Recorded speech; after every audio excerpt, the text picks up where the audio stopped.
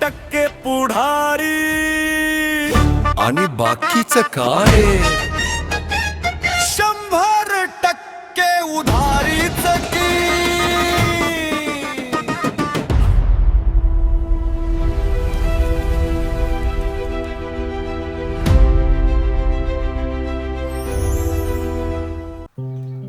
अरे काय केलं का नाही फराळीच्याला करून ठेवलंय सारं पण मला खाऊ वाटाय ना. कमून रे मला जायचंय पंढरपूरला. माझी लई इच्छा आहे पंढरपूरला जायची. मला सारा सकाळपासून नुसतं असं वाटत मी कधी पंढरपूरला जावा आणि कधी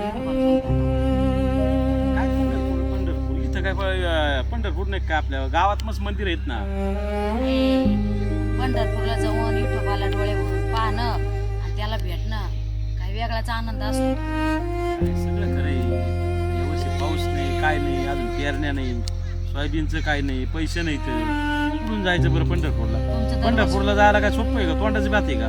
पैसे लागत आहेत 1000-2000 रुपये लागते ना तारे. तुमचं दरवर्षी तेच राहतं. पंढरपूरला जायचं म्हणलं का पाऊस नाही पाणी नाही पेरण्या नाही पैसे नाही हे रोज पाठ झालेले तुमचं. मला असं वाटत होतं दिंडीतच जावं. अरे दिंडीत तरी कशाला आता जाऊ दे इथंच जाऊ आपण मंदिरात. तिथं जाऊ मंदिरात विठ्ठल रुक्माईचं तर आपण तिथं जरी भजनात बसलो त्या प्रवचनात बसलो तर तिथं साक्षात देव आपल्याला हे देईन दर्शन देईन. हो तुमचं बरोबर आहे. पांडुरंग सगळीकडे आहे. मग या झाडात आहे या मातीत आहे. आपण बसलो इथे पांडुरंग आहे मी ते म्हणत नाही. मग पंढरपूरला जायचं. तुला डोक्यातलं फॅट काढून टाक. पैसे नाहीत या वर्षी तुला पुढच्या वर्षी 100% देईल. 5 वर्ष झाले तुम्ही हेच म्हणून राहिले पुढच्या वर्षी करता 5 वर्ष गेले निघून. अरे तारे माझा करते काय परिस्थितीच तशी निर्माण होती आपली. आता नाही पैसे राहत आपल्याजवळ. देवाची इच्छा जाऊ होईल ना तेव्हा जाऊ आपण. तू टेन्शन घेऊ नको. काय पण आता मग ऐक तू आता फराळीचं करू आपण घरी जाऊ आणि मंदिरात जाऊ. ते राजूटे कीर्तन होईल चालू प्रवचन. काय माहिती तो पांडुरंग बिचारा कधी बोलवाल मला त्या पंढरीला. त्याची मला लई इच्छा आहे दर्शन करायची पाहायची अशी. अरे नक्की नाही तुला. अरे मीच पांडुरंग तुझ्या संग आहे. तू कायला टेन्शन घेते. हा तुम्ही पांडुरंग आणि मी विठू आहे ना मग बरोबर आहे. हा मग विठेवर उभा कमरेवर हात देऊन. आता मी ठेवतो उभा राहायचं. मी काय म्हणते एवढे वर्ष मी तुमचं ऐकणार आहे. पुढच्या वर्षी जर का तुम्ही मला पंढरपूरला घेऊन गेले नाही मी तुमच्यासोबत घरात राहत नसते. मी माझे कसे पंढरपूरला जायचं ना ते मी पाहिजे. माझ्या विठू राहायला भेटल्याशिवाय कधी राहणार 100% त्या शब्दात 100% पहा चला तुमचं शाळा नक्की नाही बाबा.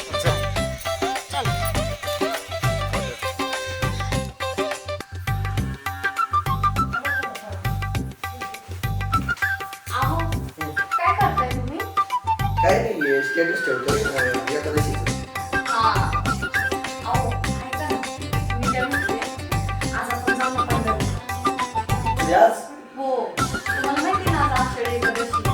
आता माहिती आहे पण मग आता किती उशीर झालाय.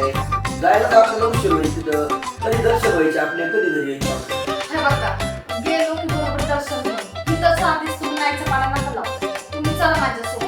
अगं एक काम कर आज आषाढी एकादशी ना घरीच विठ्ठलाचं नाव घे. हा तिकडे जायची काय गरज एवढं लांब बरं.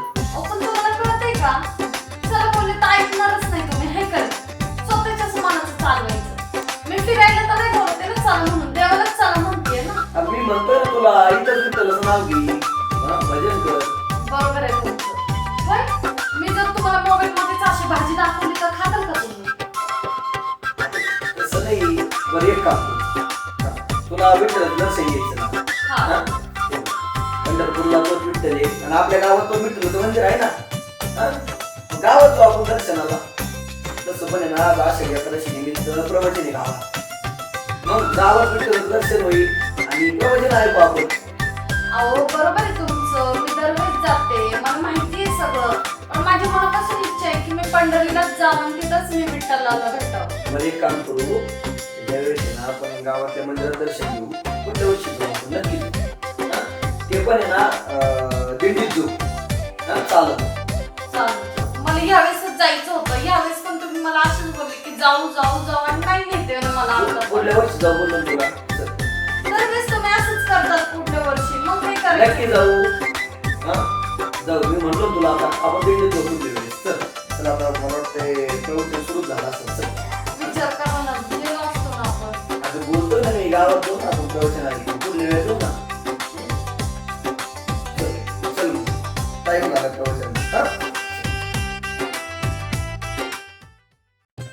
हां चल ठीक आहे.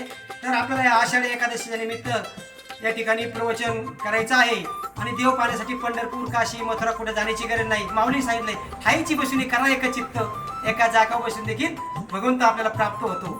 म्हणून या ठिकाणी आपल्याला प्रवचनाला सुरुवात करायची आहे. हरे राम राम राम हरे हरे, हरे कृष्ण हरे राम राम राम हरे हरे, हरे कृष्ण कृष्ण कृष्ण हरे हरे.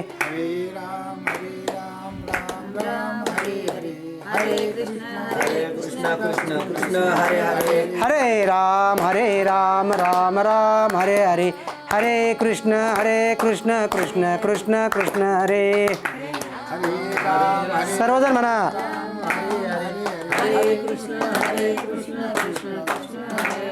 हरे राम राम राम हरे हरे, हरे कृष्ण कृष्ण कृष्ण हरे हरे.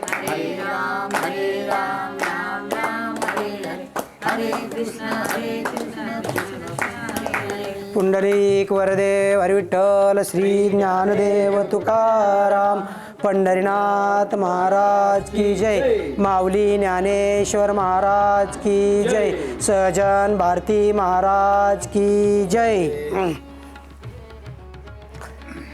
जे मन बुद्धी घर केले माझ्या ठाई, तरी मग सांगे तो आयसा. प्रस्तुत प्रवचन सेवेसाठी निवडलेली ओवी माझे माऊली ज्ञानेश्वर यांची अध्याय 12व्या अध्यायातील 98 ओवी आहे. आणि माऊली म्हणजे सामान्य नाही, माऊली महाविष्णू अवतार सखा माझा ज्ञानेश्वर. जे 4 भावंड आहेत, निवृत्ती, ज्ञानदेव, सोपान आणि मुक्ताबाई, त्यामध्ये माझे माऊलींनी जे काही जीवनामध्ये करून ठेवलं आहे, जे आपल्याला ज्ञानेश्वरी सांगितलेली आहे, सांगणारे कोण होते आणि लिहिणारे कोण होते, नीट ऐका माझ्या मायबाप व भक्तांनो. मी प्रवचनाला सुरुवात करण्याआधी थोडा प्रस्तावना सांगतो. आपण सकाळी उठल्यानंतर सकाळी उठल्या माझं असं मत आहे, आपण ज्ञानेश्वरी ही प्रत्येकाने 11 ओव्या 5 ओव्या नाहीतरी एक तरी ओवी माऊलीची घेतली पाहिजे, सांगितली पाहिजे, वाचली पाहिजे. कारण ज्या ज्ञानोबारायांनी ज्ञानेश्वरी सांगितली आणि ती लिहिली कोणी होती ऐका, ती लिहिणारे प्रेत होते. प्रेत कोण होते तर सच्चिदानंद बाबांनी ती लिहिलेली आहे. सच्चिदानंद बाबा एका तिरडीहून उठून बसून त्यांनी ती लिहिली. म्हणून जे प्रेत जर ज्ञानेश्वरी लिहितात, सांगणारे माऊली आहेत, मग आपण तर त्याचे भगवंताची लेकरं आहोत, आपण का ज्ञानेश्वरी वाचू नये. सकाळी उठल्या आपण ज्ञानेश्वरी वाचली पाहिजे. कारण मी देखील सकाळी उठल्यावर मायबाप सकाळी 11 वेळा 21 वेळा वाचवतो.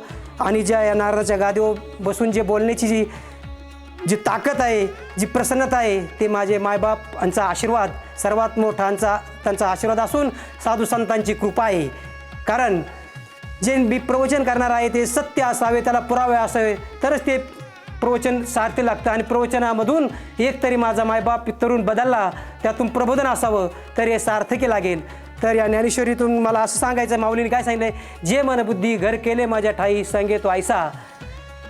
असं सांगितलेलं आहे, आपलं मन बुद्धी भगवंताच्या चरणी लावली पाहिजे. भगवंताने आपल्याला जन्म कशासाठी दिलेला आहे, तर आपण उठल्याबरोबर त्याचं नामस्मरण केलं पाहिजे.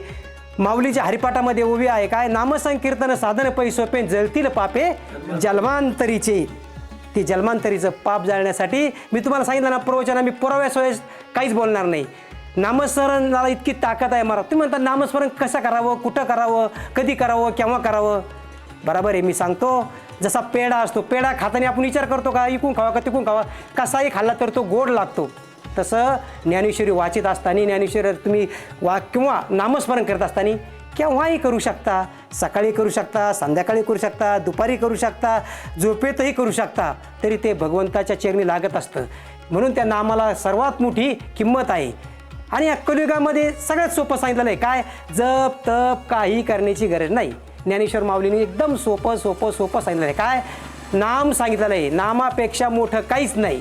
म्हणून हे नाम हे महत्त्वाचं आहे. मग तुम्ही म्हणता राजू महाराज नामस्मरण कसं करायचं, रामकृष्ण हरी विठ्ठल विठ्ठल पांडुरंग विठ्ठल, आपण भजन करावे, कीर्तन प्रवचन ऐकावे, नेहमी नामस्मरण करावं, चांगलं बोलावं, चांगलं वागावं, सकाळी उठल्याबरोबर आपण भगवंताचं चिंतन करावं. चालता बोलताना इतका वेळ घालतो, तितका वेळ जर आपण भगवंताच्या चरणात घातला तर भगवंत आपल्या पाठीमागं असतो. म्हणून तर माऊलीने सांगितलेलं आहे काय, नामसंकीर्तन साधन पै सोपे जळतील पापे जन्मांतरीचे. ते भगवंताचं नामस्मरण इतकं पवित्र आहे महाराज, ते घेतल्यानंतर कोणाचा उद्धार झाला. आपल्याला तुकाराम महाराजांनी देखील नामस्मरण इतकं केलं, संसाराची होळी झाली महाराज तुकाराम महाराजांची. बायको मेली, मुलं मेले, अन्न करता त्यांचे सगळे मुलं मेले तरी नामस्मरण तुकाराम महाराजांनी सोडलं नाही. म्हणून आज आकाश एवढा तुकाराम महाराजांचं नामात किती ताकद आहे महाराज. तुकाराम नाम घेता कापे यम.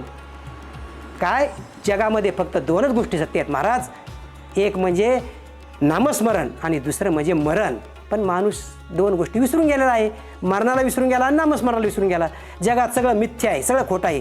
संसार, पैसा, गाड्या घोड्या, बंगला, बायका, पोरं हे सगळं मिथ्या आहे. या 2च गोष्टी महाराज सत्य आहेत. काय मी पुराव्यासोबत तुम्हाला सांगतो ना, तुम्ही कोणत्याही संतांचे कीर्तन आहे का, त्यांनी सांगितलं काय, नाम हे सत्य आहे आणि दुसरी गोष्ट मरण हे सत्य आहे. मी तुम्हाला सांगतो, एखादं गाव असेल महाराज, त्या गावामध्ये मंदिर नसेल, पण तुम्हाला असं एकही गाव सापडणार नाही त्या गावात मशानभूमी नाही. प्रत्येक गावात, प्रत्येक खेड्यात, प्रत्येक शहरात ही मशानभूमी आहे. का, मरण हे अटळ आहे, मरणातून कोणीही सुटलेला नाही. मुंगीपासून तर ब्रह्मदेवापर्यंत मरणातून कोणी सुटलेलं नाही. पण हे जर वाचायचं असेल, पाप जर कमी करायचं असेल, तर फक्त या कलियुगामध्ये कलियुगी उद्धार हरीच्या नामे. कलियुगामध्ये जर उद्धार आपला जीवनाचा व्हायचा असेल तर फक्त एकच करा, तुम्ही काय, नामस्मरण करा. जप, तप, योग हे अवघड गोष्टी काहीच करायचं नाही. सगळ्यात सोपं नामस्मरण सांगितलेलं आहे महाराज. ह्या नामस्मरणाला खूप किंमत आहे, अतिशय किंमत आहे. भगवंतानी स्वतः येऊन या वारकऱ्याची कामं केलेली आहेत महाराज. तुकाराम महाराजांचे कामं वारकऱ्यांनी केले आहेत, भगवंतानी केले आहेत.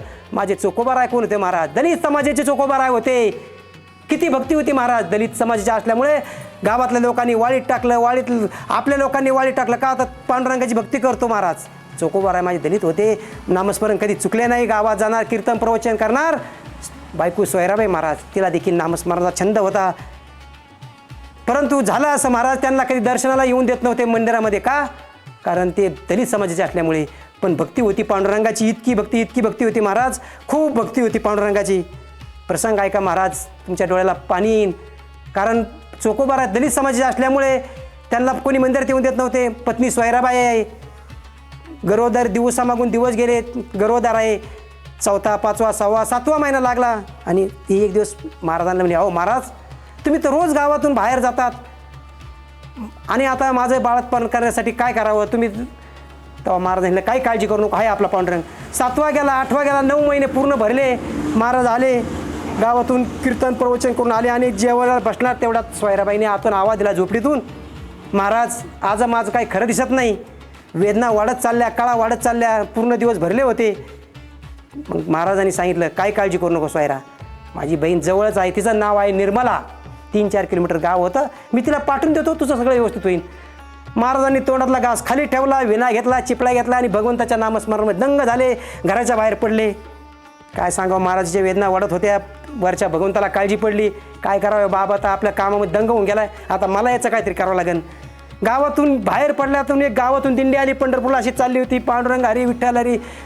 महाराज आले, एकाने टाळ दिला, विना दिला, चला महाराज आमच्याबरोबर भजन करा, बाबंग म्हणायला सुरुवात केली. महाराज त्याच्याबरोबर गेले, संध्याकाळचं प्रवचन केलं आणि म्हणले आता पंक्ती बसल्या. महाराज जेवायला बसणार, तेवढ्यात त्यांच्या ध्यानात आलं, माझी पत्नी सोयरा. मी तर माझ्या बहिणीला आणायला गेलो, आता काय झालं असेल, मिली का जगली का वाचली पांडुरंगा, आता बघ रे.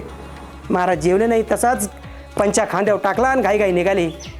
दम लागतोय, थांबतात, दम लागतोय, घाम आला. चोकोबाराय ऍक्शन. तर काय झालं महाराज, चोकोबाराय अगदी घामाने दंग झालेत आणि आता विचार करतात, माझी पत्नी सोयरा आता जगली का वाचली, महाराज काय करावं. महाराज त्या झोपडीपाशी आले आणि आल्यानंतर काय बघायला भेटलं, एक छोटीशी पंती लावलेली दिसली, छोटंसं बाळ दिसलं. आणि मग महाराज आले आणि तिने मग सोयराने आवाज दिला. काय दिला, महाराज या पहिल्यांदाच तुम्ही आयुष्यामध्ये एवढं चांगलं काम केलं, तुम्ही तुमच्या बहिणीला पाठवून दिलं आणि तिने माझं सुंदर बाळ.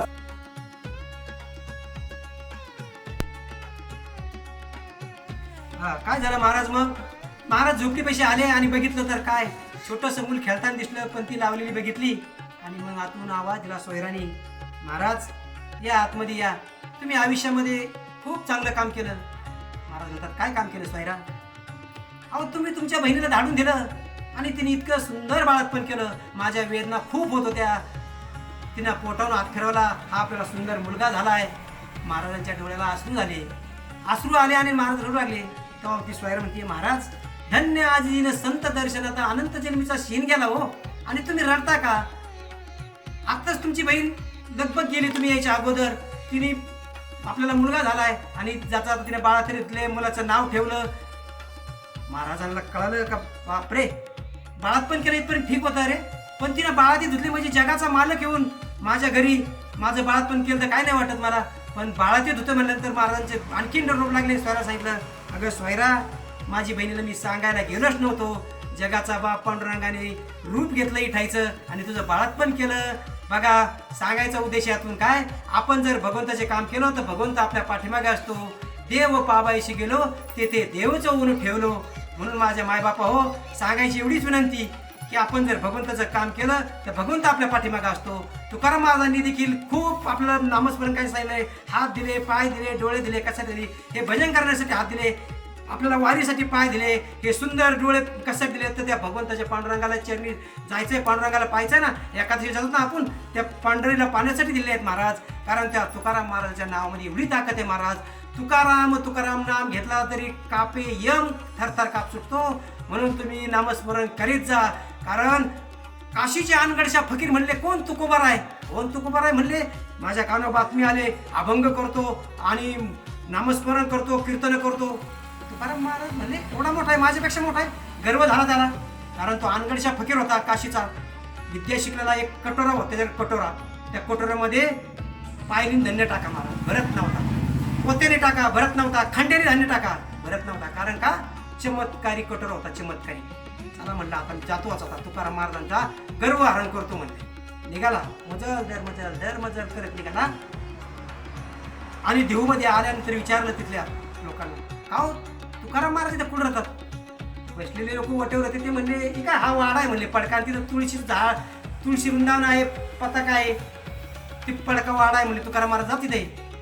तुकाराम महाराजांकडे निघाला महाराज. पण निघाला कसा, भजन करीत निघाला. काय म्हणला, अरे भर दे कटोरा मेरा, भर दे कटोरा, भर दे कटोरा मेरा, भर दे कटोरा, कोई भाग्यवान है इस गाव में मेरा कटोरा भरने वाला. असं भजन करत करत करत निघाला महाराज. ऐका महाराज, कोण होता तो अनगडशा फकीर. अनगडशा फकीर आलता तुकाराम महाराजांचं गर्व हरण करण्यासाठी. तुकोबाराय आकडे एकादशीला पंढरपूरला निघून गेले होते. आणि त्या वाड्यामध्ये त्यांची पत्नी जिजाबाई, 5 वर्षाची ती भागीरथी मुलगी, जात्यावर दळीत होती. 3 दिवस झाले अन्नाचा कण पोटात नव्हता महाराज. शेजारी कोणतीने धान्य आणलं आणि त्या जात्यावर दळण दळीत होत्या दोघी मायले की. हाय जायचा पुढं म्हणायचा, भर दे कटोरा मेरा, भर दे कटोरा, भर दे कटोरा मेरा, भर दे कटोरा. लक्षात आहे ना, जिजाईच्या लक्षात आलं, कोणतरी आलाय, त्या मुलीच्या लक्षात आलंय. पण झालं असं महाराज, दारापाशी आला आणि मग ती आवडीने एक ओळी म्हणली. काय, जातेवर बसलो ओळी म्हणतात ना, तर ती म्हणली, माझा भाऊ ग साजना आला दीपवाळीच्या सणा, त्याचं चितांग सोनियाचा मज घातली ओवाळणी. गुरगुर गुरगुर गुर जात दळत होती, खाली पीठ पडत होतं. असं चालला असताना तू थांबला 2 मिनिटं तिथे. तेवढ्यात ती भागीरथी म्हणती, अगं आई, मी एक ओळी म्हणू का? महाराज तुकाराम महाराजांची कन्या होती ती 6 वर्षाची. भागीरथी मन येत असली तरी. ऐका महाराज, 5 वर्षाची भागीरथी, बोबडा आवाज, काय ओळी म्हणत होती. हा, ती 5 वर्षाची भागीरथी काय म्हणली, ऐका महाराज, बोबड्या आवाज, माझा पंदलीचा हरी, माझा पंदलीचा हरी, आणि वाहे तुळशीची मंजो, माझा बाप तुकाराम वाहे तुळशीची मंजुळी, माझा बाप तुकाराम वाहे तुळशीची मंजुळी. हे दोघांचा वाद संवाद चालू असताना पानगडच्या फकीराचा आवाज आला. काय, अरे इस घर में इस गाव में कोई भाग्यवान है मेरा कटोरा भरने वाला. त्यावेळेस जिजाबाईच्या कानावर आवाज गेला. जिजाबाई सांगितलं, कोण आलाय हात जोगळा इथं मागण्यासाठी, माझे 3 दिवस झाले 1 रुपयाचे. त्यावेळेस 5 वर्षाच्या भागीरथी मुलीने म्हटली, अगं आई, बाबांनी काय सांगितलेलं आहे, कोणी जर अतिथी आला तर त्याला विनमुख पाठायचं नाही, त्याला वाढलं पाहिजे, त्याला पाणी दिलं पाहिजे, काय ते दिलं पाहिजे. मूठ भरून निघली महाराज त्या अनगडच्या फकीराकडे वाढायला. जिजाबाईने थाप मारली, बापासारखीच उदळ भावानी म्हणली, निघाली पीठ वाढायला. चिमटीत पीठ आलं महाराज निम्म तिथंच सांडले. अनकडच्या फकीर पुढे चालला गाणं म्हणत म्हणत, अरे भर दे कटोरा मेरा भर दे कटोरा, भर दे कटोरा मेरा भर दे कटोरा. त्यावेळेस 5 वर्षाची भागीरथी म्हणली, ओ साई थांबा थांबा. अनकडच्या फकीराने मागं वळून पाहिलं. 5 वर्षाची मुलगी कोण असन? हसायला लागला खतखता. 7.5 उंचीचा धिप्पाड दाढी वाढलेली कटोरा. हा विचार करीत होता याच्यात थंडीने धान्य होतलं तर भरीत नाही छोटीशी मुलगी, कशाला अपमान करायचं, याऊ द्या आली तर येऊ. महाराज घ्या घ्या. महाराजांनी काय केलं, आता 5-7 वर्षाची मुलीची उंची छोटी असल्यामुळं खाली वाकला 7.5 फूट उंचीचा गुडघ्यावर आणि टाक म्हणला. महाराज काय सांगावं तुम्हाला, 7.5ची मोटर चालू होय ना पाण्यातून, तशी तिची धार लागली धार. अर्धा कटोरा भरला. अनगडीच्या फकीरचे डोळे पांढरे झाले. अर्धा भरत पाहून आला. चक्कर झाली पाहून कटोरा भरल्यानंतर. कटोरा भरून सांडायला लागला माझ्या भागीरथीची चिमुटीने. सांडला अर्धा. अनगडीच्या फकीर बुजला महाराज त्याच्यामध्ये. कटोरा फेकून दिला आणि ते 5 वर्षाच्या मुली पुढे चरण झाला, लोटांग घातलं. मुली तू कोणाची सांग, मुली तू कोणाची. तेव्हा ती मुलगी म्हणली, महाराज कन्या मी संत तुकयाची, कन्या मी संत तुकयाची. महाराज मी तुकाराम महाराजांची मुलगी आहे. बापरे. अनगडीचा फकीर घाबरून गेला. म्हणला या मुलीचा एवढा अधिकार, तर तुकाराम महाराजांचा अधिकार काय असेल महाराज, हे स्वप्नात सुद्धा सांगता येणार नाही. ते चरण धरले महाराज पुढे. म्हणले महाराज माझे पंढरपूरला गेलेत वारी असल्यामुळे, तू तुकाराम महाराजांची मुलगी, मी तुझं गर्व हरण करण्यासाठी आलतो. मला सांगायचं एवढाच महाराज, कोणी कोणाची परीक्षा बघितली नाही पाहिजे. एवढा अनगरशा पटील होता पण त्याला देखील तिथे लोटांगण घालावं लागलं महाराज. म्हणून माझे माऊली काही सामान्य नाहीत महाराज. रेड्याच्या मुखून वेद बोलवले माझ्या माऊलींनी, निर्जीव भिंत चालवली महाराज माझ्या माऊलींनी. हजारो रेडे तुमच्या आमच्यासारखे बोलवले महाराज. अरे चांगदेवाचा देखील उद्धार केला माझ्या मुक्ताबाईंनी. सोपं आहे का महाराज? अरे 5 वर्षाची ती मुक्ताबाईंनी मेलेल्या कुत्र्याचं हाड म्हणून फेकून दिलं. मेलेली माणसं जिवंत झाले महाराज. चांगदेव एवढा विद्या होता शिकणारा. सगळे माणसं उठून बसले. चांगदेव महाराज म्हणले आपल्या शिष्याला, अरे मेलेली माणसं कोणी मेले यावेळेस कोणीच मेले नाही. त्यावेळेस त्या लोकांनी सांगितलं 5 वर्षाची मुक्ताबाई 4 भावंडे आलते, त्यांनी जिवंत करून गेले. एवढा मोठा चांगदेव महाराज, पण त्यांनी काय केलं, गर्व हरण झाला महाराज. कारण कोणी कोणाची परीक्षा बघितली नाही पाहिजे. म्हणून नामस्मरण नेहमी केलं पाहिजे, भगवंत चिंतन केलं पाहिजे. एवढंच मला सांगण्यातून उद्देश घ्यायचा आहे. आषाढ एकादशीच्या निमित्त ह्या आपल्या मंदिरामध्येच प्रवचन झालेलं आहे आणि झालेली सेवा या पांडुरंगा चरणी चरण करतो. विठ्ठल विठ्ठल विठ्ठल विठ्ठल विठ्ठल विठ्ठल विठ्ठल. नमस्कार मंडळी. हे पहा, आषाढी एकादशीच्या सर्वांना हार्दिक हार्दिक शुभेच्छा. आपण जरी बी पंढरपूरला जरी नाही गेलो तरी चालतं. आपल्या गावात पण मंदिर येतं विठ्ठलाचे, त्या मंदिरात जायचं, कीर्तन करायचं, भजन करायचं आणि पंढरपूरचा विठोबा रुक्माई त्या मंदिरात पाहायचं. पांडुरंगाला तिथं जाण्याची गरज नाही. आपली परिस्थिती ज्यावेळेस निर्माण होईल त्यावेळेस तुम्ही पंढरपूरला जा. पण आज प्रत्येक मंदिरात, प्रत्येक गावामध्ये मंदिर आहे, त्या गावामध्ये जाऊन तुम्ही भजन कीर्तन करा आणि विठ्ठल रुक्माईला पहा तिथं. आणि अजून एक, जिथं भाव आणि श्रद्धा आहे ना तिथे पांडुरंग, प्रत्येक ठिकाणी पांडुरंग, हे विसरू नका. आणि मंडळी तुम्ही लाईक करा, शेअर करा